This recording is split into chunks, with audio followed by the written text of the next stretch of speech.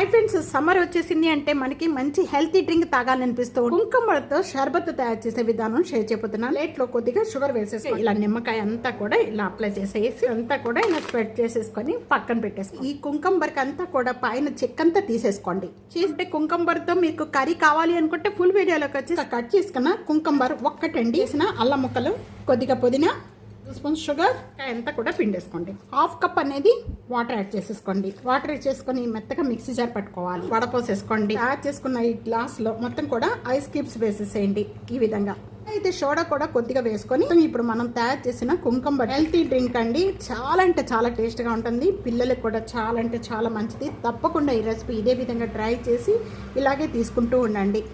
మజ్జిగ తర్వాత ఇదే డ్రింక్ చాలా హెల్తీ డ్రింక్ అని చెప్పుకోవచ్చు. మీకు ఎలా ఉందనేది నాకు కామెంట్స్లో తెలియజేయండి. వీడియో నలుగురికి షేర్ చేయండి, లైక్ చేయండి, కామెంట్ చేయండి. సబ్స్క్రైబ్ చేసుకోవడం అస్సలు